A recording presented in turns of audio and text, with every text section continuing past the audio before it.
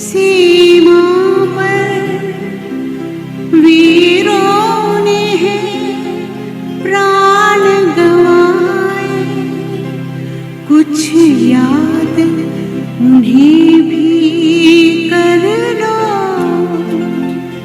कुछ याद उन्हें भी कर लो, जो लौट के घर ना आए,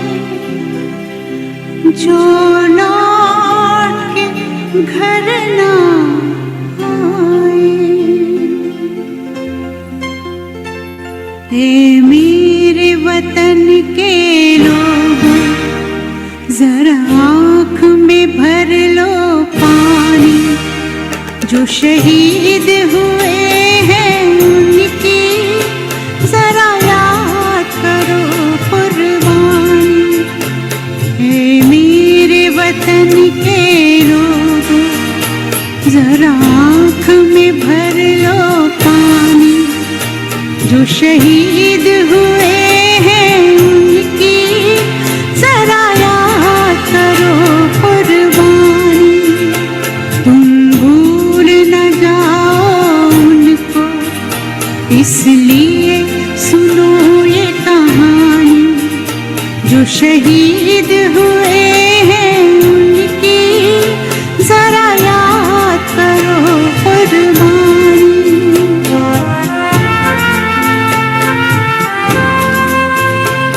जब घायल हुआ हिमालय, खतरे में पड़ी आजादी, जब तक थी सांस लड़े वो, जब तक थी सांस लड़े वो, फिर अपनी लाश बिछा दी, संगीन पे धर कर माथा, सो गए अमर बलिदानी, जो शहीद हुए हैं उनकी जरा याद करो कुर्बानी।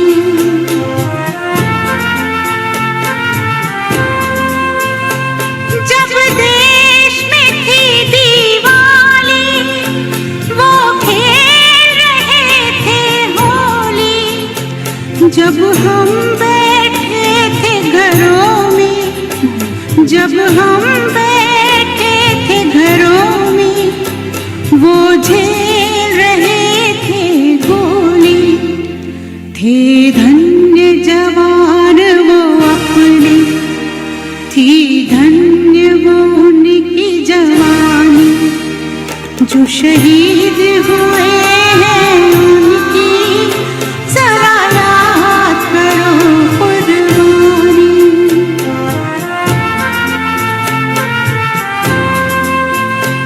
कोई सिख कोई जाट मराठा, कोई सिख कोई जाट मराठा, कोई गुरखा कोई मद्रासी, कोई गुरखा कोई मद्रासी, सरहद पर मरने वाला,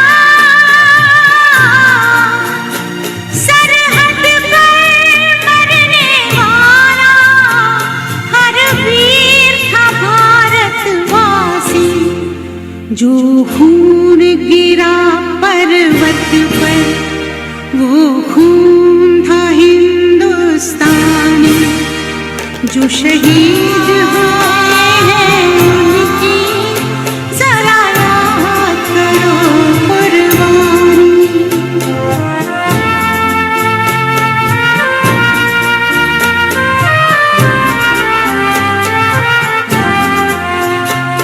थी खून से लथपथ काया, फिर भी बंदूक उठा के 10-10 को एक ने मारा,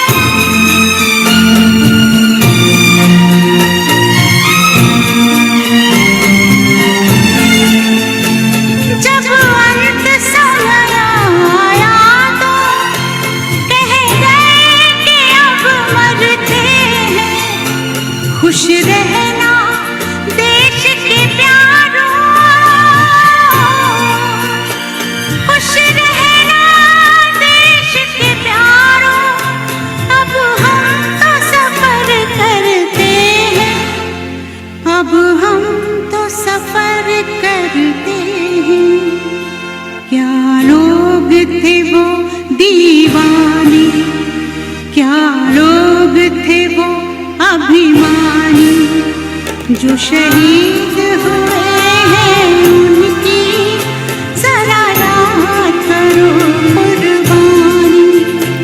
तुम भूल न जाओ उनको, इसलिए कही ये कहानी, जो शहीद हुए हैं उनकी जरा याद करो कुर्बानी। जय गुरुदेव, सभी को प्रणाम। रंजना दीदी, आपका स्वागत है। गुरु आवाहन लीजिए दीदी। प्रणाम दीदी, जय गुरुदेव। सभी बहनों को खूब खूब प्रणाम। चलिए, सभी दीदियों को हमारी प्यारी प्यारी, अभी नाम मुझे नहीं दिख रहे, रेखा दीदी, सविता दीदी, पूजा दीदी, रमन दीदी, आई थिंक ये हैं, कम आई हैं बहनें अभी। तो गुरु आवाहन लेते हैं परम पूज्य गुरुदेव परम वंदनीय माता जी की सूक्ष्म उपस्थिति में हम सभी बहनों का स्वागत, हम सभी मतलब एक दूसरे का भी स्वागत करें, ठीक है ना। और गुरुदेव को साक्षी मानते हुए, गुरुदेव को ये मानते हुए कि हम जो भी लक्ष्य एक एक करके हम आगे बढ़ा रहे हैं, परम पूज्य गुरुदेव हमारे साथ हैं उसमें, है ना। तो उनका ध्यान करते हुए और आज की कक्षा का शुभारंभ करते हैं, ठीक है ना। परम पूज्य गुरुदेव और परम वंदनीय माता जी की सूक्ष्म उपस्थिति में गायत्री मंत्र से शुरुआत करते हैं। कमर गर्दन सीधी करके बैठेंगे और उगते हुए सूर्य का ध्यान करेंगे। भगवान से प्रार्थना करेंगे कि कम से कम हम तो अपने स्तर पर आगे धीरे धीरे बढ़ें, है ना। अपनी ज़िंदगी को समझें और अपने विचारों को समझें और एटलीस्ट हम तो संकल्प लें, है ना। हम संकल्प लें कि तो धीरे धीरे फिर सबको हम आगे मार्गदर्शन भी दे सकते हैं, ठीक है ना। ओम भूर्भुवः स्वः तत्सवितुर्वरेण्यं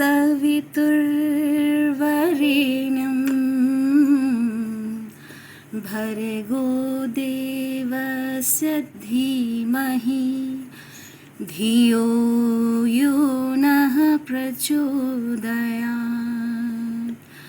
ओम गुरुर्ब्रह्मा गुरुर्विष्णु गुरुरेव महेश्वरः गुरु साक्षात् परब्रह्म तस्मै श्री गुरुवे नमः।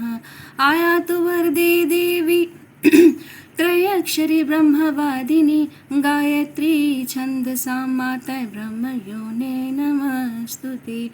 ओम अखण्डमण्डलाकारं व्याप्तं येन चराचरं तत्पदं दर्शितं येन तस्मै श्री गुरुवे नमः। चलिए, पूजा दीदी आपका हाथ दोनों उगाएंगे। अब आप जय गुरुदेव, सभी बहनों को सादर प्रणाम। तो आज हम सभी स्वतंत्रता सेनानी के उपलक्ष्य में हमारे जो वीर सपूत रहे हैं भारत के, तो हम सभी आज उनको याद करने के लिए उपस्थित हुए हैं यहाँ पर। तो हमारे जो गर्भ में शिशु पल रहा है, तो देश भक्ति की ये जो योजना है क्यों बनी, इसकी जरूरत क्या थी और आजादी के बाद हम इसे कैसे यूज कर रहे हैं, ये बहुत जानना बहुत जरूरी है कि स्वतंत्रता हम मना तो लेते हैं, लेकिन इसकी इम्पोर्टेंस क्या है, हम इसे कैसे यूज कर रहे हैं। आज आप देख रहे हैं चारों तरफ वातावरण कि कैसा है आज का वातावरण। तो आज के 15 अगस्त जो आने वाला है, जो कल हम इसके पूर्व संध्या पे आज हम सभी एकत्रित हुए हैं, तो हम अपने आप को सौभाग्यशाली माने कि हम इस दिन पर आज हम ये मनाने के लिए आज हम सभी उपस्थित हैं। तो इस दिन की महिमा क्या है, इसे कैसे मनाना चाहिए और आज के परिवेश में इसे हम किस दृष्टिकोण से देखना चाह रहे हैं, इन सभी को बताने के लिए हम आदरणीय रंजना दीदी का स्वागत करते हैं। दीदी, आपका बहुत बहुत स्वागत है।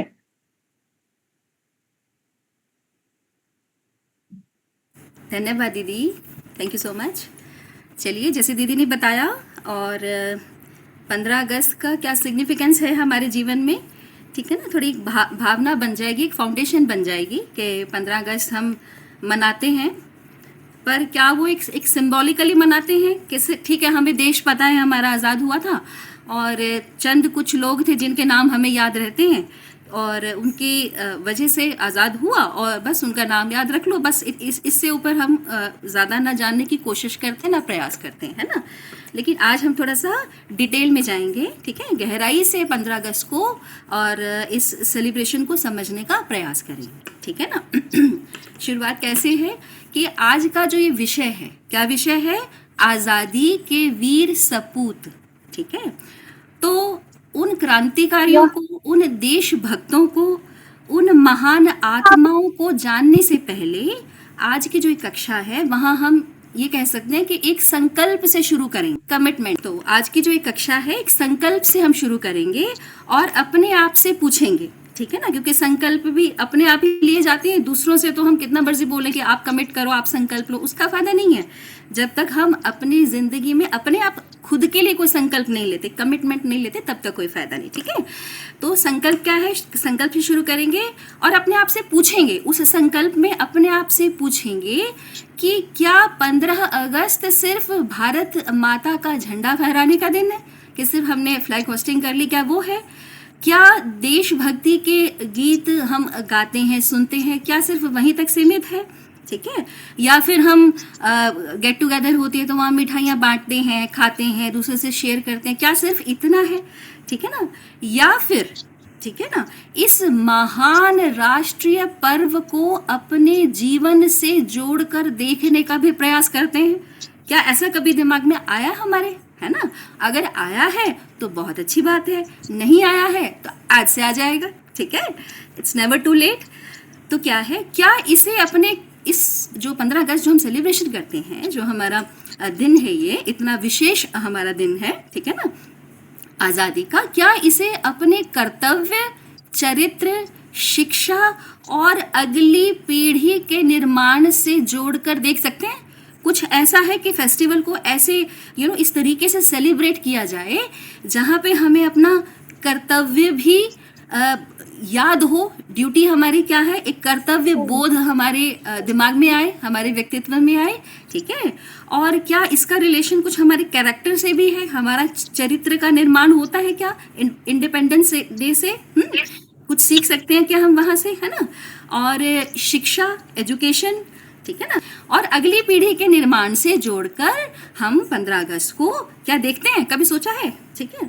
15 अगस्त को हम सिर्फ एक सेलिब्रेशन ना मानकर आज से ये संकल्प लेते हैं कि 15 अगस्त सिर्फ एक सेलिब्रेशन नहीं है, एक जश्न नहीं मनाना, कि क्योंकि कई बार तो क्या होता है, 15 अगस्त आ रही, चलो ये देख लो कि अगर शुक्रवार को आ रही है, शनिवार इतवार है, घूमने निकल लेते हैं, ऐसा ना हो, है ना। बहुत विशेष दिन है, हमारे भारत का दिन है, हमारे देश का दिन है, तो वहाँ उसको ऐसे ही मनाए जैसे हम दिवाली मनाते हैं, है ना, उस इंटेंशन के साथ, उस भावना के साथ, ठीक है। तो 15 अगस्त को सिर्फ एक सेलिब्रेशन न मानकर सेल्फ रिफ्लेक्शन डे भी हम बनाएं। What is self reflection day? मतलब आत्मचिंतन, ठीक है ना, वो भी हम उसको बनाएं। क्या आज़ादी केवल देश की सीमाओं और स्वतंत्रता सेनानियों के बलिदान की कहानी है? क्या आज़ादी सिर्फ यहीं तक ही लिमिटेड है और इतना ही हमें पता है? नहीं, यहाँ तक नहीं है। एज अ मदर, ठीक है ना, एक माँ के रूप में, क्योंकि यहाँ सभी माँ जुड़ी हैं, जिनके गर्भ में बच्चा है वो भी अब माँ बनेंगी, और जिनके गोद में बच्चे हैं वो तो माँ है ही ऑलरेडी, ठीक है ना। एक माँ के रूप में क्या मैं अपनी आने वाली जो संतान है या आने वाले बच्चे को केवल सिर्फ सफल बनाना चाहती हूँ? क्या मेरा इतना ही है कि मुझे कोई मतलब नहीं कहाँ देश कहाँ समाज जा रहा है, कोई नहीं, बस मेरा बच्चा सक्सेसफुल होना चाहिए? क्या वहाँ तक तो नहीं हूँ? या एक जिम्मेदार और संवेदनशील नागरिक मैं बनाना चाहती हूँ? ये प्रश्न चिन्ह है, ठीक है ना, ये प्रश्न है हमारे लिए। अपने देश के प्रति क्या मैं सिर्फ अपने अधिकारों के लिए सोचती हूँ कि भाई मेरा क्या अधिकार है, देश ने मुझे क्या दिया, है ना? क्या सिर्फ मैं वही मेरा चिंतन चलता है, या फिर कर्तव्य को भी उतनी ही गंभीरता से समझती हूँ? ठीक है, देश के प्रति सम्मान की भावना, ठीक है, तिरंगे की भावना, तिरंगे के प्रति सम्मान की भावना, और तिरंगे के प्रति सम्मान की भावना, देश के प्रति सम्मान की भावना, राष्ट्रीय गान के प्रति सम्मान की भावना, राष्ट्रीय गीत के प्रति सम्मान की भावना, ठीक है, संविधान के प्रति हमारी जो क्या कहते हैं कि भावना है, राष्ट्रीय भावना है ना, खूबसूरत जो हम कल्पना करते हैं, क्या वो सजीव है? क्या है ऐसी भावना? मतलब उस भावना से हम ओतप्रोत हैं भी, या देश को स्वच्छता से कैसे रखा जाए उसके लिए कुछ हमारे मन में कुछ ऐसा प्लानिंग आता है? जिसकी शुरुआत कहाँ से होती है? घर से। तो ये छोटे छोटे प्रश्न हैं जो हम अपने आप से पूछें, ठीक है, कि क्या ऐसी ऐसी भावनाएं हमारे मन में आती हैं जब देश का एक फेस्टिवल हम बना रहे हैं, सेलिब्रेट कर रहे हैं। तो क्योंकि क्या होता है, देखो आजकल बहुत हो गया है कि कुछ भी हो, अपना हम ड्यूटी नहीं संभालते हैं, हम क्या है राइट्स पर ध्यान देते हैं। मेरा अधिकार, देश ने ये नहीं किया, सरकार ने ये नहीं किया। भाई सरकारें तो जो करेंगी, जैसा करेंगी वो हमें पता है, ठीक है, अपने लेवल पे जो जैसा कर रहे हैं ठीक है, कोई दिक्कत नहीं। हम ये देखें कि हम अपनी ड्यूटी कैसे निभा रहे हैं, ठीक है ना, अपने आप को भी तो देखें ना। कहीं ऐसा तो नहीं है स्वच्छता अभियान अब गवर्नमेंट चलाती है, कितना प्यारा अभियान है, अब खुद तो हम गंदगी रख रहे हैं और दूसरों को या फिर अपना जो सरकार है उनके ऊपर दोषारोपण करें, कहीं ऐसा तो नहीं है, ठीक है ना। तो देश की कमी पहचान करके उसे बेहतर बनाना भी एक देश प्रेम है, ये बहुत ही प्यारी बात है, ठीक है। यूनिटी इन डाइवर्सिटी को फॉलो मैं करती हूँ कि नहीं, कि मुझे पता है मेरे देश में हर वर्ण है, संप्रदाय है, कास्ट है, सब है, सबके प्रति क्या मेरे मन में प्यार है भी कि नहीं। अगर मुझे अपने बच्चे के माध्यम से भारत का भविष्य उज्जवल बनाना है तो मुझे अपने अंदर परिवर्तन क्या लाना होगा, ये बात हम नोट करें, ठीक है ना। अगर हम ऐसा सोचेंगे तो अपने इस प्यारे से राष्ट्रीय पर्व को व्यक्तिगत विकास और आत्मचिंतन का एक खूबसूरत अवसर हम बना लेंगे, ठीक है ना। इस तरीके से हम देखते हैं। अब 15 अगस्त इतना महत्वपूर्ण क्यों है, ठीक है, क्यों है, क्यों वैल्यू दे रहे हैं 15 अगस्त को हम, कि क्यों इतना वैल्यूएबल है, क्यों हमारे हृदय के करीब है। सुनते हैं 15 अगस्त के बारे में तो एकदम भावनाशील हो जाते हैं कि हमारा देश आज़ाद हुआ है ना। 15 अगस्त वास्तव में हमें क्या याद दिलाता है? 15 अगस्त 1947 जब देश आज़ाद हुआ था, भारत को कॉलोनियल जो रूल है, ये सबको ही पता है ना, वहाँ से स्वतंत्रता मिली थी। देखिए अब हम तो एक जैसे कहते हैं डेमोक्रेटिक देश में रह रहे हैं, आराम से जब चाहे जिसको भी बोल दिया, कुछ भी है। इवन आजकल तो हम देखिए यंग जनरेशन प्राइम मिनिस्टर तक को गाली दे देती है, ठीक है ना। तो कितना कहाँ चली गई है हमारी युवा पीढ़ी, है ना। लेकिन पहले कितना दुखद था कि अपने देश में घुट घुट के सांस लिया जाता था जब अंग्रेज थे यहाँ पे, है ना। तो यह स्वतंत्रता अचानक नहीं मिली है, तो उसकी वैल्यू करें हम। इसके पीछे लंबे समय तक चले जो आंदोलन हैं वो हैं, ठीक है, संघर्ष है हमारे स्वतंत्रता सेनानियों का, उनका त्याग है, उनकी जेल यात्राएं हैं, सामाजिक जागरण है और असंख्य लोगों के योगदान की कहानी है इस स्वतंत्रता के पीछे, जिसकी मिठास हम चखते हैं, स्वतंत्र होके घूमते हैं ना।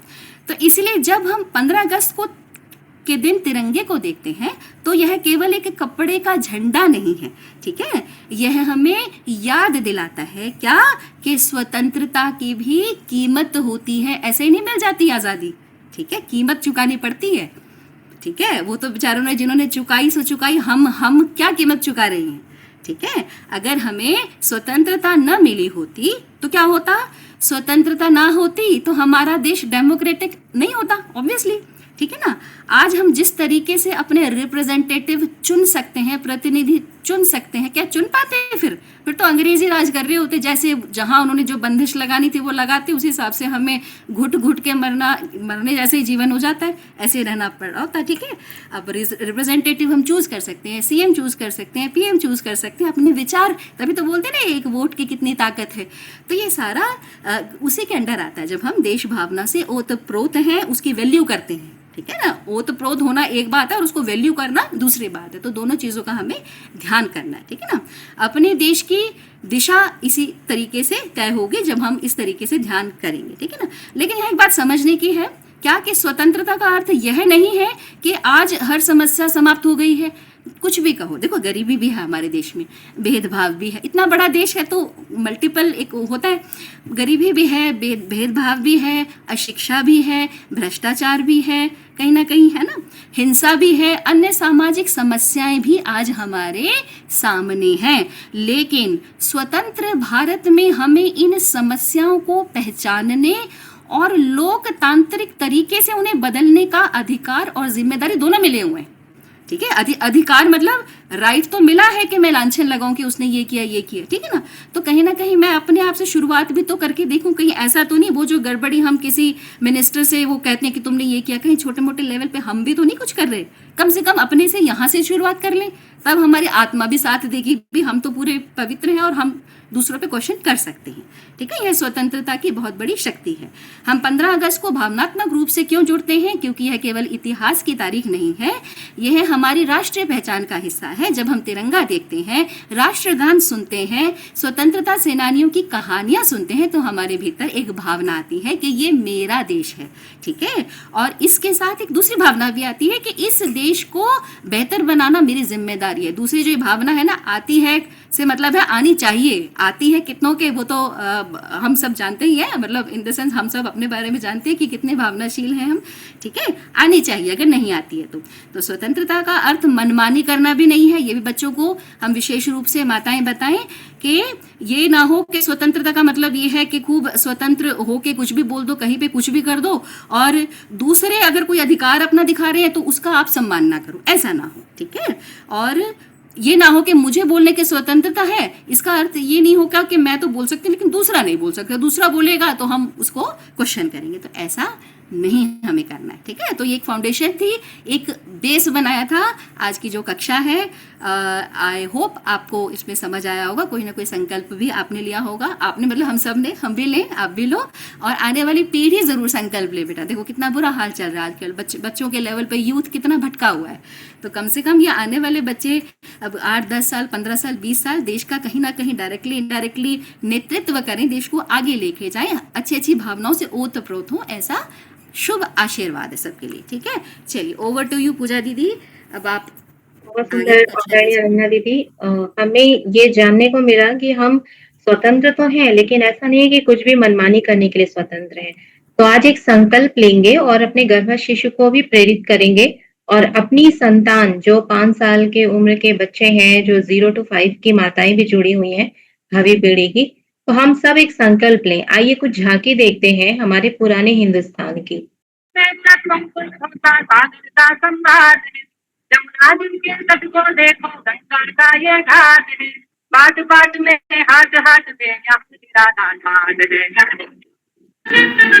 देखो ये तस्वीरें अपने गौरव की, अभिमान की, इस मिट्टी से तिलक करो, ये धरती है बलिदान की।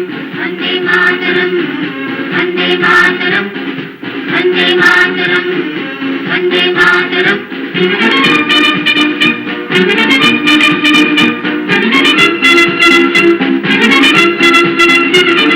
ये है अपना राजपूताना, नाज से तलवारों पे इसने सारा जीवन काटा, बरछी तीर कटारों पे।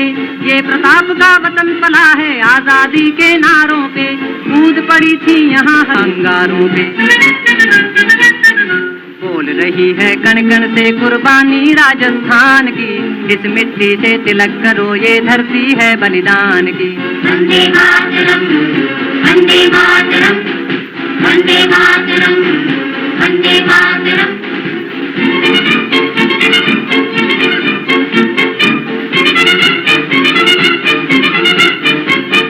देखो मुल्क मराठों का ये यहाँ शिवाजी डोला था, मुगलों की ताकत को जिसने तलवारों पे तोला था। हर पर्वत पे आग जली थी, हर पत्थर एक शोला था, बोली हर हर महादेव की, बच्चा बच्चा बोला था। शेर शिवाजी ने रखी थी लाज हमारी शान की, इस मिट्टी से तिलक करो, ये धरती है बलिदान की। वंदे मातरम, वंदे मातरम, वंदे मातरम, वंदे मातरम।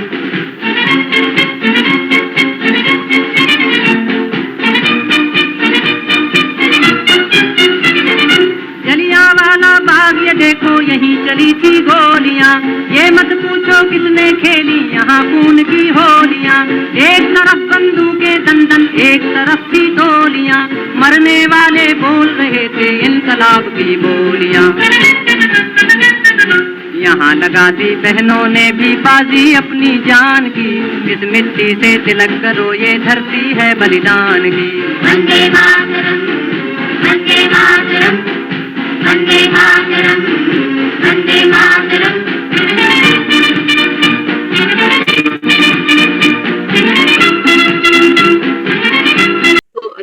ये संगीत सुना, ये हमारे पुराने हिंदुस्तान की झांकी थी। अभी क्वेश्चन आप सभी के सामने रखे जाएंगे, अपना माइक ऑन रखिएगा और सभी को ये आंसर देना है। हमारे साथ जो गर्भवती माताएं जुड़ी हैं या भावी पीढ़ी की माताएं जुड़ी, ये सभी के लिए है।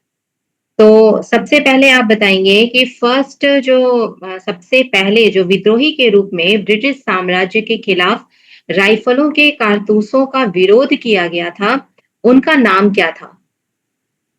चलिए हिंट देते हैं। 1857 में ब्रिटिश साम्राज्य में जो कारतूस थे उनका विरोध किया था सबसे पहले, उन स्वतंत्रता सेनानी का नाम बताना है। आज सविता दीदी ने वही गाना प्ले भी किया था, उस पर पिक्चर भी बनी है। एक और हिंट। भगत सिंह, नहीं। मंगल पांडे। यस, किसने बोला? रंजना दीदी नाम नोट करते जाइएगा। यस, मंगल पांडे। तो 1857 नाम बता में दो बेटा, क्या नाम है आपका? वंदना, वंदना मैम, वंदना नाम है मेरा। नमस्ते मैम। नमस्ते बेटा, खुश रहो। जी मैम। तो वंदना ने अभी आंसर दिया मंगल पांडे। मंगल पांडे एक ऐसे स्वतंत्रता सेनानी थे जिन्होंने 1857 में विद्रोह किया, क्योंकि उस कारतूसों में जानवरों की चर्बी लगी हुई थी और हिंदू और मुस्लिम धर्मों के जो खिलाफ था। इसलिए उन्होंने ब्रिटिश साम्राज्य का विरोध किया और देशवासियों को एकजुट होने के लिए उन्होंने प्रेरित किया। ये पहली वहां से शुरुआत हुई थी सिपाहियों के अंदर विद्रोह की। आगे हम जानते हैं, सबसे पहले एक और क्वेश्चन है, आजाद सिंह फौज का निर्माण किसने किया और इनका मेन नारा क्या था? आजाद हिंद फौज का निर्माण किसने किया और इसका मेन नारा क्या था? सुभाष चंद्र बोस। नारा क्या था बेटा? नारा तुम मुझे खून दो मैं तुम्हें आजादी दूंगा ना। Very good. वंदना और प्रीति, टाई हो गया दोनों का। वंदना और क्या नाम है दीदी दूसरा? दूसरा कौन था? प्रीति थी क्या? ठीक है बेटा, ओके ओके। यस, आंसर देने के बाद माइक ऑफ कर लेंगे, वीडियो भले ऑन रख सकते हैं। तो हमारे नेताजी सुभाष चंद्र बोस, यानी ये निर्भीक नेता थे और इन्होंने कांग्रेस छोड़कर फॉरवर्ड ब्लॉक की स्थापना की, जो देश में राष्ट्रवाद को बढ़ावा देने के लिए एक नया मार्ग इन्होंने बनाया था। आगे हम जानते हैं आदरणीय रंजना दीदी से इनके बारे में थोड़ा सा और। जी रंजना दीदी, आपका स्वागत है फिर से। चलिए जी, नेताजी के बारे में जानेंगे और सभी के फेवरेट रहे होंगे, नहीं भी होंगे तो होने चाहिए, इतना महान व्यक्तित्व। ठीक है, तो बच्चों का अगर बेटा कभी आपके मन में आए कि एक ड्रीम चाइल्ड कैसा हो, तो नेताजी जैसा बनाना। ठीक है, हालांकि उनका जो जीवन है ना, आप अगर आपको थोड़ा बहुत भी हिस्ट्री से रिलेटेड अगर आपकी कभी आपका इंटरेस्ट रहा है कुछ है, तो थोड़ा सा रहस्यवाद रहा है लास्ट में उनकी डेथ को लेकर के, है ना। क्योंकि कहा ही जाता है कि वो गुमनामी बाबा के नाम से बाद तक भी वो रहे, लेकिन क्योंकि उसके कुछ प्रूफ नहीं है, तो अगेन वो हम उस चीज़ पर नहीं जाएंगे। हम बेसिकली उनके व्यक्तित्व के बारे में जानेंगे कि वो कैसे थे, कौन थे, और देश प्रेम उनके अंदर जो कूट कूट कर भरा था, तो वो क्या था। ठीक है, चलिए, नेताजी सुभाष चंद्र बोस, उनका जीवन, उनका बलिदान और राष्ट्र के प्रति उनका समर्पण। ठीक है, ये अब हम जानेंगे। जो नेताजी सुभाष चंद्र बोस थे, उनका जन्म 1897 में हुआ था और डेथ हुई थी 1945। दैट इज टोटल मिला के कितने ईयर्स के हो गए, जब उनके मतलब पूरा कितना जिए वो 48 ईयर्स का। मैं ही वाज टू यंग। ठीक है ना, 48 कोई ज़्यादा एज तो होती नहीं। भारत के स्वतंत्रता आंदोलन के सबसे साहसी और प्रभावशील नेताओं में से एक थे नेताजी सुभाष चंद्र बोस। उनका जीवन देशभक्ति, अनुशासन, साहस, नेतृत्व और त्याग का उदाहरण था। ठीक है, जहाँ डिसिप्लिन भी है, देशभक्ति भी है, फियरलेस भी है, साहस है, लीडरशिप क्वालिटीज भी हैं कि कैसे लीड किया जाए। ठीक है, और त्याग भी था, त्याग तो था ही, है ना। तो प्रारंभिक जीवन कैसा था उनका? सुभाष चंद्र बोस नेताजी जो थे, उनका 23 जनवरी 1897 को कटक, उड़ीसा में उनका जन्म हुआ था। पढ़ाई में वे अत्यंत इंटेलिजेंट कह लो, प्रतिभाशाली वो थे। उन्होंने ICS दैट इज भारतीय सिविल सर्विस जिसको हम बोलते हैं उसकी परीक्षा दी थी और अच्छे अंक प्राप्त किए और वो सफल हुए उस परीक्षा में। ठीक है, उस टाइम पे इंडियंस के लिए बहुत मुश्किल था इतनी हाई लेवल की कोई एग्जाम पास करना, क्योंकि बहुत पढ़ना पड़ता था, बहुत हाई लेवल का एग्जाम होता जैसे हम आजकल मेडिकल में मान लेते हैं या उस लेवल का। लेकिन ब्रिटिश सरकार की सेवा करने की बजाय नेताजी ने क्या किया, 1921 दैट इज 1921 में अपना पद छोड़कर भारत के स्वतंत्रता आंदोलन में वो कूद पड़े सक्रिय रूप से, छुप छुपा के नहीं कि यहाँ से इतनी अच्छी डिग्री मिल गई है कुछ है और कुछ ना कुछ जॉब के लिए भी अप्लाई करते रहे और चुपके से देश की से नहीं, वो नहीं, सब छोड़ दिया, नहीं चाहिए ICS। और कहा तो ये भी जाता है उन्होंने ICS किया ही इसीलिए था, दिखाने के लिए भी, क्या दिखाने के लिए कि इंडियंस किसी से कम नहीं है। ठीक है, यह निर्णय उन्होंने अपना पर्सनल था उनका ये निर्णय, ऐसा नहीं कि किसी ने उनको वो प्रेशराइज किया था। ठीक है ना, कि सक्रिय रूप से वो आंदोलन में कूद पड़े अंग्रेजों को भगाने के लिए। ठीक है ना, उन्होंने व्यक्तिगत सफलता के ऊपर किसको चुना, स्वतंत्रता को, देश की स्वतंत्रता को, कि व्यक्तिगत सफलता एग्जाम पास कर लिया अपना, अंग्रेजों के वहाँ कितना अच्छे पद मिल जाता, खूब नौकर चाकर होते, बंगले गाड़ियाँ, और अंग्रेज तो चाहते ही यही थे कि पढ़ा लिखा कोई इंडियन हमारे पास आए, हम उसको और उल्टी सीधी पट्टी पढ़ाए, उसी के देश के खिलाफ पैसा फेंकते रहे। अंग्रेज तो ये चाहते थे ना, बट उन्होंने ऐसा नहीं किया, है ना, देश को ऊपर रखा, देश की स्वतंत्रता को ऊपर रखा। स्वतंत्रता आंदोलन में नेताजी की भूमिका, वे भारतीय राष्ट्रीय कांग्रेस से जुड़े थे और युवाओं में राष्ट्रीय भावना जगाने में उनकी बहुत महत्वपूर्ण भूमिका थी। वे कांग्रेस के अध्यक्ष भी बने, लेकिन स्वतंत्रता प्राप्त करने के तरीकों को लेकर उनके विचार कांग्रेस के कुछ नेताओं से थोड़ा डिफरेंट हो गए, होता है ना। उनका विश्वास था कि ब्रिटिश शासन को हटाने के लिए अधिक सुदृढ़ या अधिक स्ट्रॉन्ग और सक्रिय संघर्ष की आवश्यकता है। बेसिकली एक तरह से हम कह सकते हैं कि थोड़ा गर्म दल की तरफ उनका झुकाव था। एग्जैक्टली तो ना नरम दल के थे ना गर्म दल के थे, पर थे, खून दौड़ता था उनकी रगों में देश की स्वतंत्रता के लिए। बाद में उन्होंने फॉरवर्ड ब्लॉक की स्थापना की। अब फॉरवर्ड ब्लॉक क्या है कि जब वो कांग्रेस से अलग हो गए, फॉरवर्ड ब्लॉक का अपना एक उद्देश्य बन गया उनका। ठीक है ना, उसमें क्या था, उद्देश्य क्या था, फॉरवर्ड ब्लॉक एक तरह की एसोसिएशन मान लो, है ना। क्या था, भारत को ब्रिटिश शासन से पूर्ण स्वतंत्रता दिलाना, इसीलिए तो वो अलग चलग लीग के हटकर चले थे। उनको ये नहीं था घुमा फिरा के इधर से उधर से, नहीं, जो मन में इच्छा है बस उसको उसी तरीके से ही फॉलो अप करना, देश को आजाद करवाना है। जनता और विशेष रूप से युवाओं को संगठित करना, ये जो फॉरवर्ड ब्लॉक था उसका उद्देश्य था।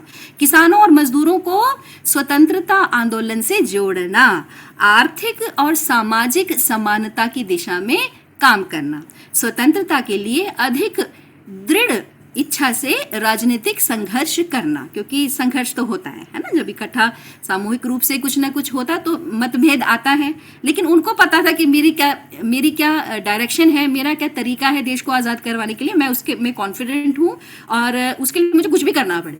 ठीक है ना, क्योंकि कहीं ना आपने सुना होगा, कहीं एक दो बार तो उनको थोड़ा सा वो भी किया गया, क्या कहते हैं कि थोड़ा सा मतलब उनके बारे में थोड़ा यही बोला गया कि वो ना हिटलर से मिले थे एक्चुअली। अब हिटलर तो इतना बड़ा क्रूर था, है ना, कितने लोगों को मरवाया था।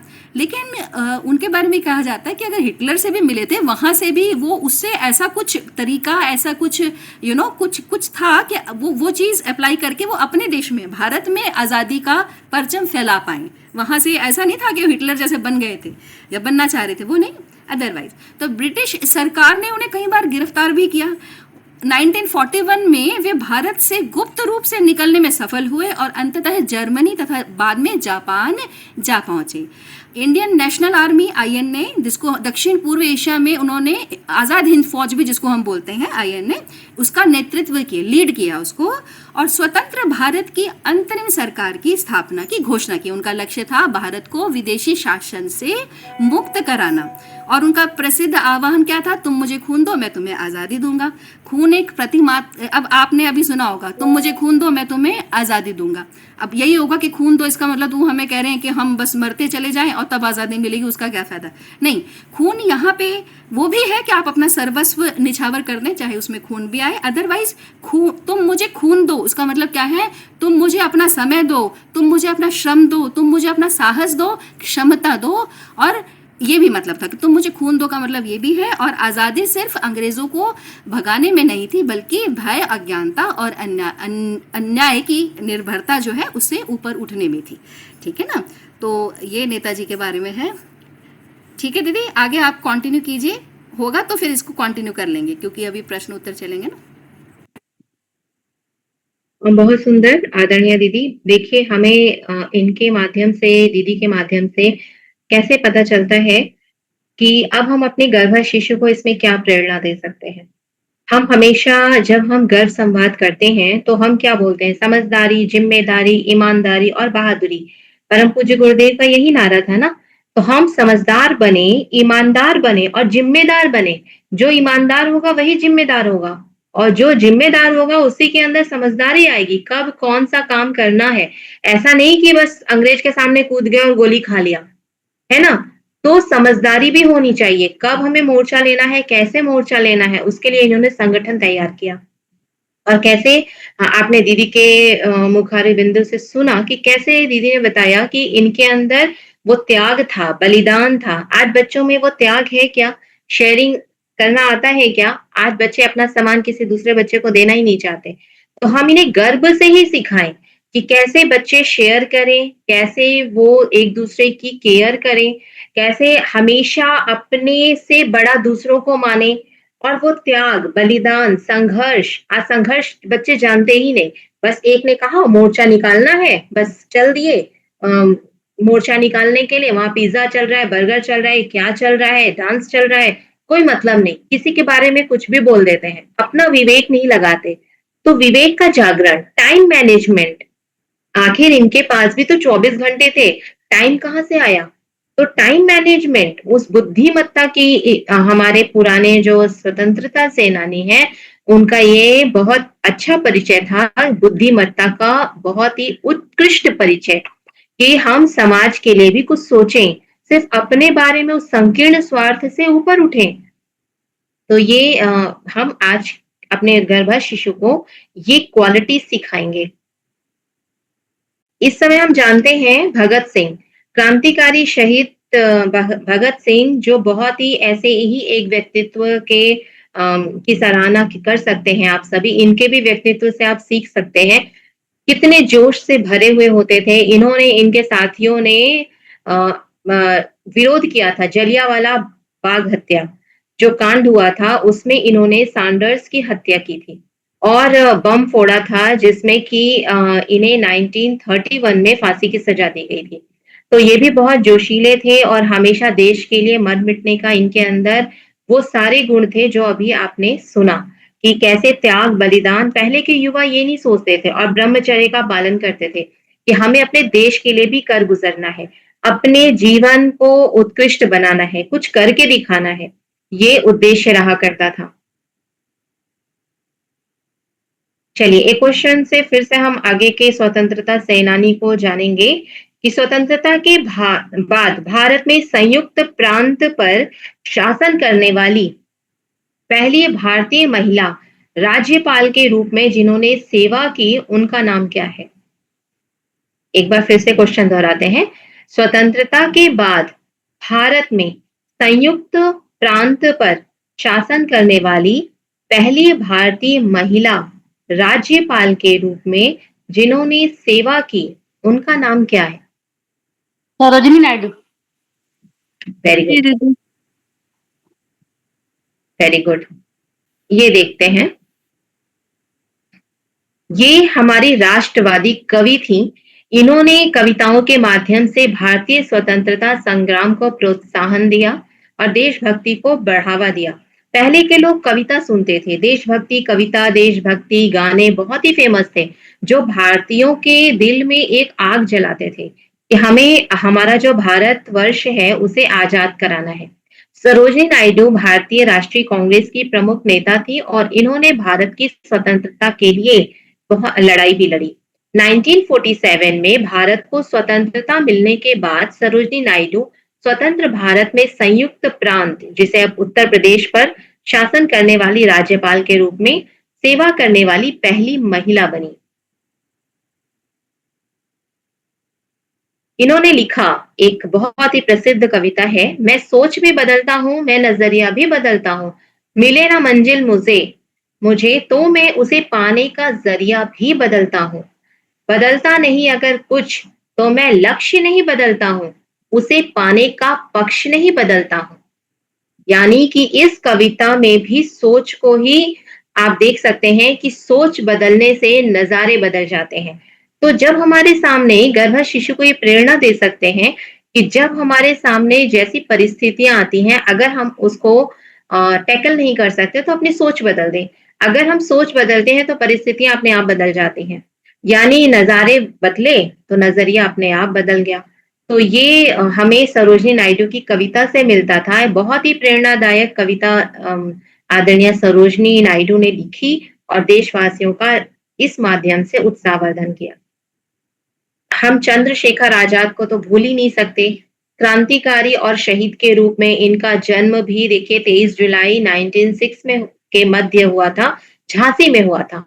उन्होंने अपने स्कूले जो दिन है सबसे यंगेस्ट कहे जाते थे उस टाइम, और स्वतंत्रता संग्राम में इन्होंने शामिल होने का निर्णय लिया और ये इन्होंने जोश से भर दिया। जितने भी क्रांतिकारी थे सभी इनके उसमें शामिल थे, जिसमें भगत सिंह का भी नाम आता है। और ये HRA यानी हिंदुस्तान रिपब्लिक एसोसिएशन के सक्रिय सदस्य भी थे और इन्होंने डकैती ट्रेन में जरूर डाली, लेकिन ब्रिटिश पुलिस अधिकारी जेम्स ए स्कॉट की हत्या की, जो लाला लाजपत राय की मौत के लिए जिम्मेदार थे। ये लोग डकैती भी इसीलिए करते थे क्योंकि ये भारत का सोना जो भारत में विदेशों में भेजा जाता था और उससे बम बारूद मंगाए जाते थे, उसको ये लोग डकैती के थ्रू अपने उसमें शामिल करते थे। इनके हाथ में आप पिस्तौल देख रहे होंगे। ये इनका मानना था कि अगर हम इस तरह का काम नहीं करेंगे तो अंग्रेज कभी भी इस देश से बाहर जा ही नहीं सकते। इसीलिए इनको गरम दल कहा गया। सरदार वल्लभ भाई पटेल, जिन्हें लौह पुरुष भी कहा जाता है, ये हमारा अगला क्वेश्चन था, लेकिन ठीक है, समय की कमी के कारण हम इसे ले रहे हैं। तो रियासतों का एकीकरण इन्होंने किया और ये भारत एकजुट राष्ट्र बनाने में हमेशा मतलब जो रियासत होती थी उनको भारत में मिलाने का इन्होंने काम किया। किसान आंदोलन किया क्योंकि सरदार वल्लभ भाई पटेल जो थे गुजरात में किसान आंदोलनों का नेतृत्व करते थे और किसानों के अधिकारों के लिए इन्होंने लड़ाई की थी। सरदार वल्लभ भाई पटेल एक दूरदृष्टि और नेतृत्व ने भारत को एकजुट राष्ट्र बनाया, जिससे देश के विकास में महत्वपूर्ण भूमिका निभाई गई। इसीलिए महात्मा गांधी के ये बहुत ही आंख के तारे होते थे क्योंकि इन्होंने हमेशा देश के एकीकरण की बात की। तो हम इनको आज भी जानते हैं, पटेल जो लौह पुरुष थे, इन्हें लौह पुरुष इनके व्यक्तित्व के कारण इन्हें ये नाम मिला था। तो इनसे हम सीख सकते हैं कि हम चाहे दिखने में जैसे भी हों, हमारा जो नेतृत्व है यानी कि दूरदृष्टि हम सिर्फ अपने भविष्य को देख करके ही निर्धारण कर सकते हैं। जैसे आज हम क्या करते हैं, अभी जो है प्रेजेंट में है, लेकिन हम भविष्य की गतिविधियों पे हमारी नजर ही नहीं जाती कि हम इस तरह का अगर खाना खा रहे हैं तो हमारा बाद में क्या होगा। तो दूरदृष्टि हमारे गर्भ शिशु में समाये, इस भाव को भी हम जागृत करें अपने गर्भ शिशु के अंदर।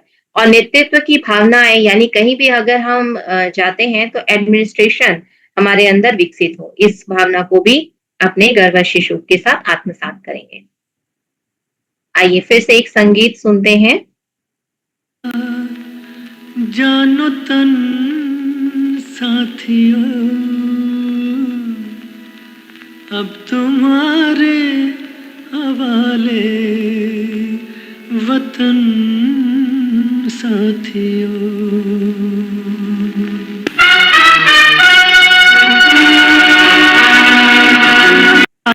जानो तन साथियों, अब तुम्हारे हवाले वतन साथियों। कर चले हम फिदा जानो तन साथियों, अब तुम्हारे हवाले वतन साथियों। लाल बहादुर शास्त्री जी को हम नहीं भूल सकते। ये बहुत ही विनम्र राजनेता थे और गांधी जी के साथ हाथ से हाथ बढ़ाकर इन्होंने हर पग पर उनका साथ दिया। लाल बहादुर शास्त्री जी ने 1965 के भारत पाकिस्तान युद्ध में भारत का नेतृत्व भी किया और विजय प्राप्त की। जय जवान जय किसान उनका ये नारा था। उनके प्रसिद्ध नारे ने सैनिकों और किसानों को के प्रति सम्मान और समर्थन को दर्शाया है। किसान जो अनाज बोते हैं और हम तक पहुंचाते हैं, उनकी मेहनत को हम सैल्यूट करते हैं।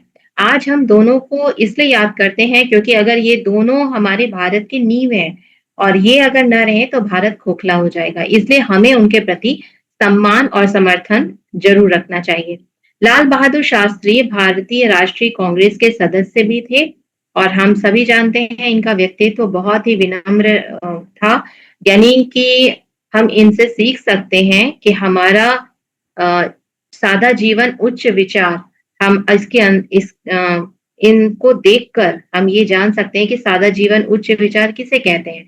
सब कुछ होने के बावजूद भी ये नदी पार करके कॉलेज जाते थे, अपने इंस्टीट्यूट जाते थे जहां की वो पढ़ाई पूरी करते थे। इतना संघर्ष करके हमारे स्वतंत्रता सेनानी देश के इतने ऊंचे ऊंचे पदों पर आसीन थे। तो ये सारा जो हम हैं इनके व्यक्तित्व से कुछ न कुछ जरूर सीखें। स्वराज का आह्वान किसने किया था? महात्मा गांधी के 2 प्रमुख आंदोलन कौन कौन से थे? इसका आंसर कौन देंगे?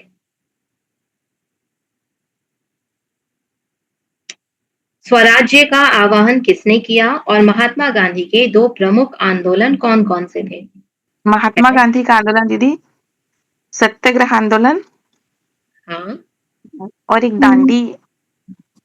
दांडी मार्च। दांडी ये आंदोलन था। बहुत सुंदर। ये देखिए, भारत छोड़ो आंदोलन भी इन्होंने दिया था और सत्याग्रह का नेतृत्व किया था। सत्याग्रह अहिंसक सत्याग्रह आंदोलन का, जिसमें ब्रिटिश शासन को इन्होंने सीधे सीधे चुनौती दी थी। और 1942 में भारत छोड़ो आंदोलन ने भी ब्रिटिश साम्राज्य को हिला दिया, क्योंकि महात्मा गांधी एक ऐसे थे जो हमेशा हमारे क्रांतिकारियों का विरोध करते थे, क्योंकि वो गरम दल के नेता थे। तो गरम दल के नेताओं का इन्होंने हमेशा विरोध किया, लेकिन भगत सिंह की हत्या के बाद इनका थोड़ा सा ये आंदोलन को इन्होंने समर्थन दिया और भारत को आजादी के लिए एक आवाज उठाई, जिससे ब्रिटिश साम्राज्य थोड़ा सा हिल गया। और गांधी जी का आप जानते ही हैं कि गांधी जी का कितना अभी हम कुछ लोग गांधी जी को वो भी समझते हैं, लेकिन गांधी जी ने स्वराज्य का नारा दिया था, जिसका अर्थ था स्वशासन और स्वतंत्रता। तो हम इनसे ये सीखें कि गांधी जी का व्यक्तित्व टाइम मैनेजमेंट को लेके बहुत ही पंक्चुअल थे। ये सत्य को अपने जीवन का आदर्श मानते थे। इन्होंने बचपन में एक कहानी देखी थी, हरिश्चंद्र की जो कहानी है, उनसे इन्होंने इनका जीवन ही परिवर्तित हो गया। तो इन्होंने उससे हमारे जीवन में भी इनका व्यक्तित्व उतरे। हम सत्य को धारण करें और टाइम मैनेजमेंट, जिसने टाइम को पकड़ लिया वो हर समस्याओं का समाधान ढूंढ सकता है। एक बहुत ही प्यारा सा गाना है, इसको हम सुनेंगे, एंजॉय करेंगे और अपने गर्भ शिशु को सुनाएंगे।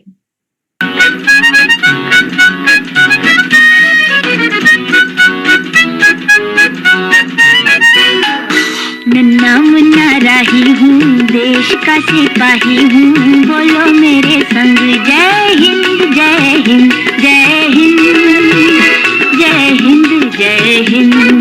नन्ना मुन्ना राही हूँ, देश का सिपाही हूँ, बोलो मेरे संग जय हिंद जय हिंद जय हिंद जय हिंद जय हिंद।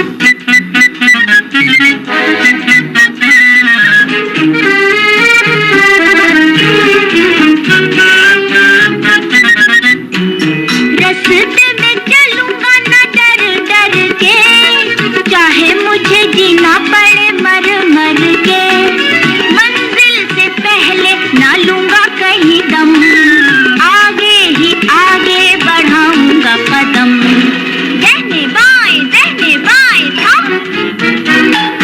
नन्ना मुन्ना राही हूँ, देश का सिपाही हूँ, बोलो मेरे संग जय हिंद जय हिंद जय हिंद जय हिंद जय हिंद। तो थोड़ा सा एंटरटेनमेंट हुआ वो, क्योंकि बहुत सीरियस बात चल रही है। आइए अब हम भारत की तकदीर बना दो ऐसे परम पूज्य गुरुदेव को हम जानते हैं। हमारे परम पूज्य गुरुदेव 20वीं शताब्दी की शुरुआत में जब भारी उथल पुथल हो रही थी, तो वहां पर एक युग नायक, जबकि विवेकानंद ने महाप्रयाण किया, वहां प्रथम विश्व युद्ध के बादल भी मंडराने लगे।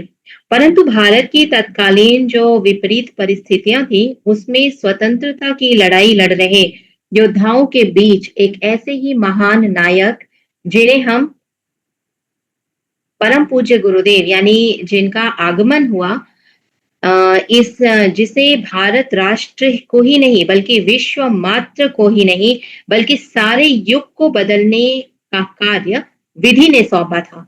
यानी जो काल की मांग थी, इसलिए महाकाल का अवतरण हुआ, जिन्होंने स्वतंत्रता सेनानी के रूप में भारत में प्रवेश किया। और औद्योगिक हो, वैज्ञानिक हो, आर्थिक क्रांति हो, या फिर सारे भारत में आध्यात्मिक क्रांति, विचार क्रांति का बीजारोपण कर इस महान राष्ट्र को एक पौधशाला बनाने का कार्य जिस युग पुरुष ने किया, उन्हें हम प्रज्ञावतार वेद मूर्ति तपोनिष्ठ पंडित श्री राम शर्मा आचार्य के रूप में जानते हैं। पंडित जी ने जब भगत सिंह, यानी भगत सिंह को हम सभी जानते हैं, उन्हें 1930 में फांसी की सजा दी गई थी। उस समय ये आंदोलन इतना बढ़ चढ़ के फैला कि इससे आवलखेड़ा भी अछूता नहीं रहा।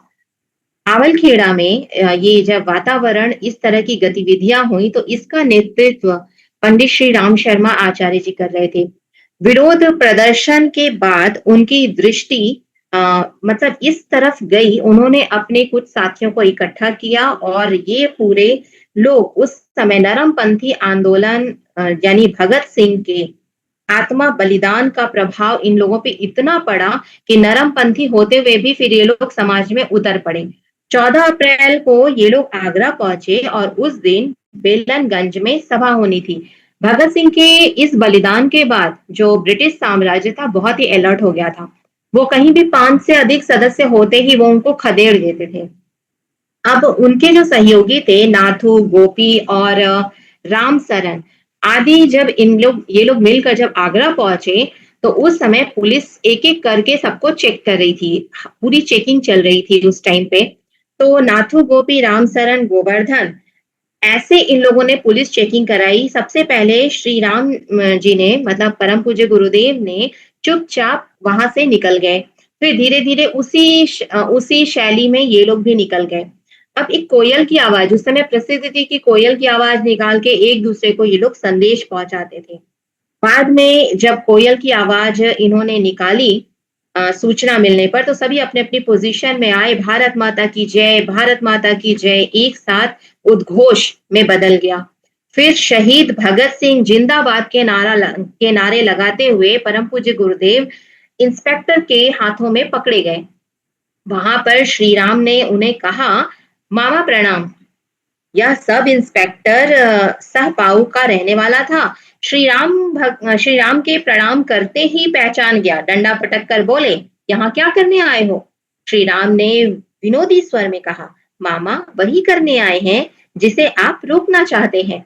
दोनों के बीच वार्तालाप होते देखकर बाकी पुलिस वाले भी थोड़े से ढीले पड़ गए। अब वे 5 लोगों, जो 5 वहां पे आगरा पहुंचे थे, उनको घेरा बना के वो लोग खड़े हो गए।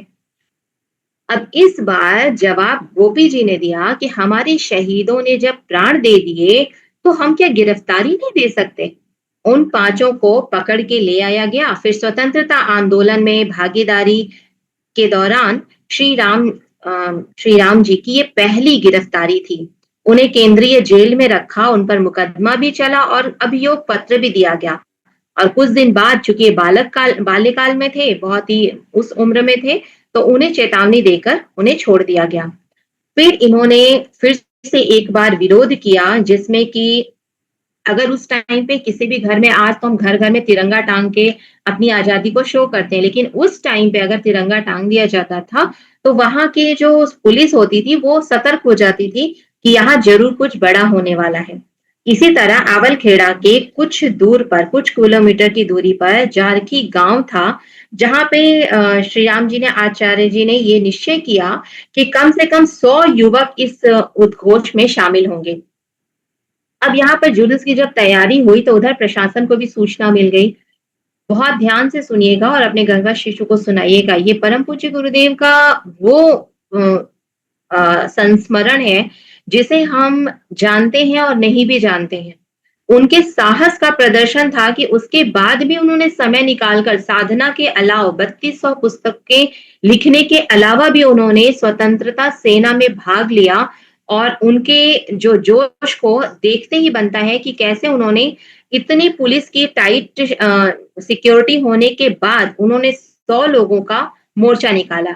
ज्येष्ठ मास की 10वीं तिथि थी, शुक्ल पक्ष था और धीरे धीरे उन्होंने अपना युवकों की हामी भरी गई और स्वयं सेवक तुरंत तेजी से तैयार हो गए।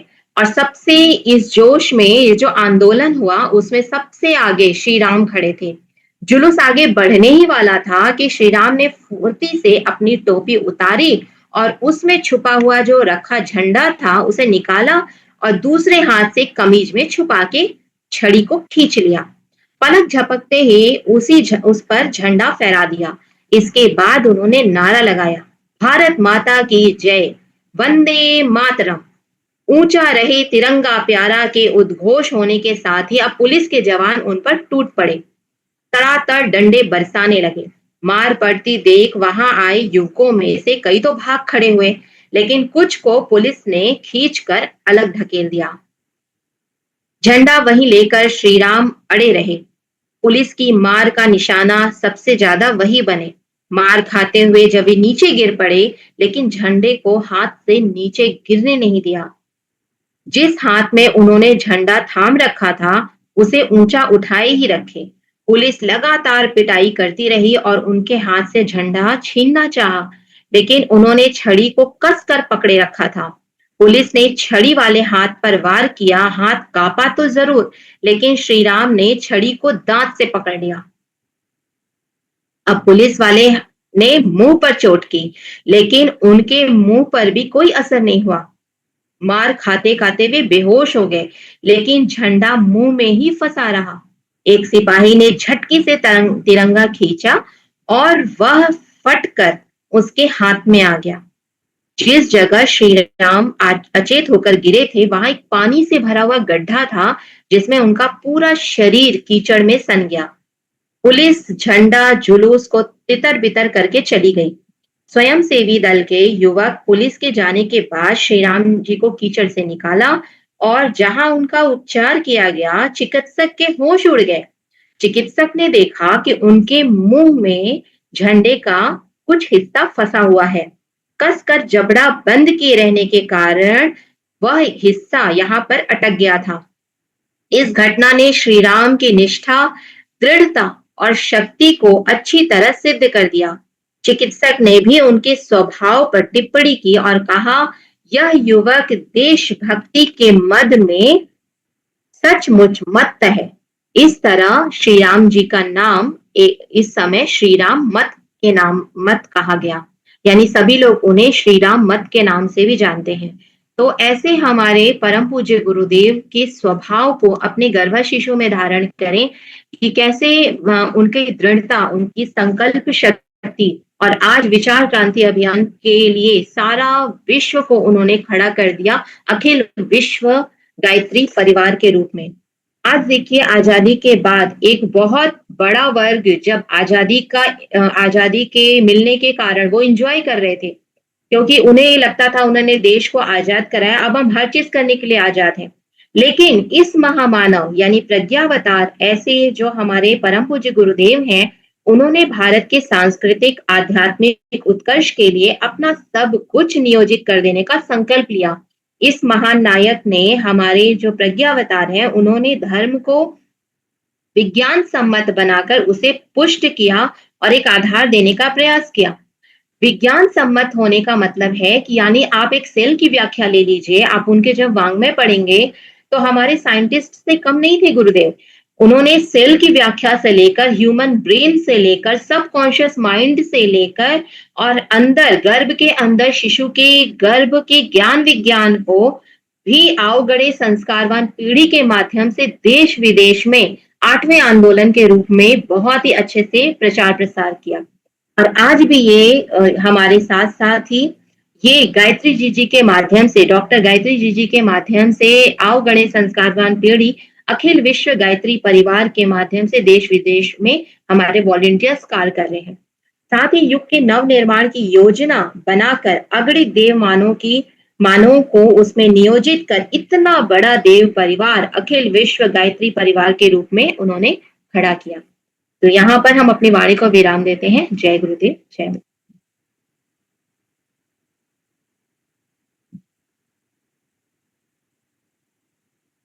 चलिए, परम पूज्य गुरुदेव, जिनका अभी दीदी ने बड़े प्यारे तरीके से, बहुत ही सुंदर तरीके से गुरुदेव के बारे में एज अ स्वतंत्रता सेनानी, और बहुत हमारे बच्चियों को नहीं पता होगा कि गुरुदेव ने कितना कष्ट सहा, एज अ फ्रीडम फाइटर भी उनका रोल था। ये दादा गुरुदेव जो थे उन्हीं के ही मार्गदर्शन में गुरुदेव ने ये किया था, है ना। हर तरीके से हर डायमेंशन एक्सप्लोर करने के लिए दादा गुरुदेव को निर्देश दिए, ठीक है ना, पूर्ण व्यक्तित्व निखारने के लिए। तो बहुत बड़ी बात है ये, है ना। हमें फक्र होना चाहिए, हम ऐसे गुरु से जुड़े हैं जो साधना के क्षेत्र में टॉप लेवल, और एज अ स्वतंत्रता सेनानी पूरे टॉप लेवल, प्यार में टॉप लेवल, और लेखन में हर तरीके से। तो हमें गर्व होना चाहिए अपने गुरु पर, ठीक है बेटा। आप सब क्या करें, अब हम क्या करेंगे, जो शांति पाठ, एक तो सबसे बड़ी बात कि कोई ना लीव नहीं करेगा, ठीक है बेटा। आप पहले लीव कर जाते हो, लीव नहीं करना है। शांति पाठ करेंगे, गर्भ पर हाथ रखेंगे, पेट पर हाथ रखेंगे, और बच्चे को आप ये सोचिए शांति पाठ हो रहा है, आप भी शांति पाठ कर रहे हैं, और बच्चा भी शांति पाठ आपके साथ साथ गुनगुना रहा है, सीख रहा है वो, ठीक है ना। मन ही मन शांति पाठ आप दोहराएंगे, और दोहराते दोहराते प्रार्थना करेंगे कि हर जगह शांति हो, और हो सके तो एक संकल्प ले लेंगे, अभी ले लें या बाद में ले लें, ठीक है। कमर गर्दन सीधी करके और परमात्मा से प्रार्थना कि सर्वत्र शांति हो, सुख शांति हो, क्योंकि सबकी सुख शांति में ही अपनी सुख शांति है। अकेले इंडिविजुअल लेवल पे अगर हम कुछ भी भगवान से मांगते हैं तो वो मिलता नहीं है, मिल भी जाता है तो वो बहुत टेम्परेरी होता है, ठीक है ना। तो इसीलिए सब जड़ चेतन, वृक्ष, पेड़ पौधे, कीट पतंगे, सब के लिए अच्छा उनका जीवन हो, और सब के लिए अच्छी गति हो, आगे वो सब अपना आगे बढ़ें, ये है। तो ओम द्योः शांति अंतरिक्षगं शांतिः पृथ्वी शांतिरापः शांतिरोषधयः शांतिः वनस्पतयः शांतिर्विश्वे देवाः शांतिर्ब्रह्म शांतिः सर्वगं शांतिः शांतिरेव शांतिः सामा शांतिरेधि। ओम शांतिः शांतिः शांतिः सर्वारिष्ट सुशांतिर्भवतु। अपने दोनों जो हाथ हैं वो अपने फेस पर लगाएंगे, आंखों पर लगाएंगे, गर्भ पर रखेंगे, और बच्चे के लिए भी सुख शांति, अपने लिए, समाज के लिए, राष्ट्र के लिए। आज का तो ये संकल्प बनता है सबका, है ना। राष्ट्रीय एक फेस्टिवल है, सेलिब्रेशन है, जिसको आप चर्चा की हमने, प्रार्थना करेंगे, ठीक है। प्रणाम।